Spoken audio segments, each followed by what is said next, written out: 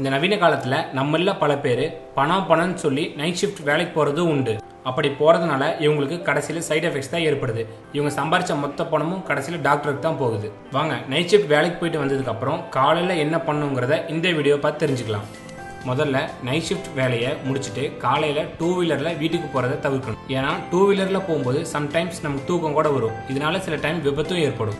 So வீட்டுக்கு போறதுக்கு bus, car use பண்ணுங்க.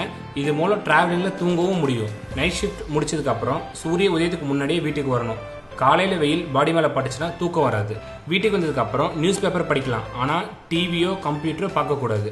நைட் ஷிஃப்ட் முடிச்சு வந்ததுக்கு அப்புறம் டீ, காஃபி குடிக்க வேணாம். அது உங்க தூக்கத்தை கெடுத்துரும். வேணா பால் குடிக்கலாம்.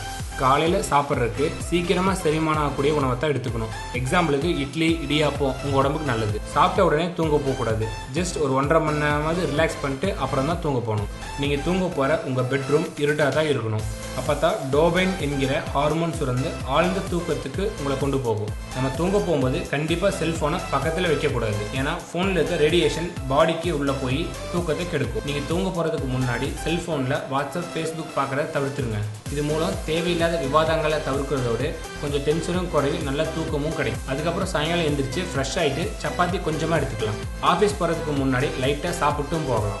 ஆனா நைட் ஷிஃப்ட் வேலைக்கு போறதுக்கு முன்னாடி நான்வெஜ் சாப்பிடவே கூடாது. இதே மாதிரி நீங்க சரியான முறையில் தூங்கி எந்திரிச்சிங்கன்னா மார்னிங் ஷிஃப்ட் செய்யறவங்க ஆரோக்கியத்துக்கு நிகரா உங்க ஹெல்த்தும் நல்லா இருக்கும். அடுத்த வீடியோ பார்க்கறதுக்கு முன்னாடி கீழே இருக்க சப்ஸ்கிரைப் பட்டனை கிளிக் பண்ணி எங்க தமிழ் கேர் சேனலை மறக்காம சப்ஸ்கிரைப் பண்ணுங்க.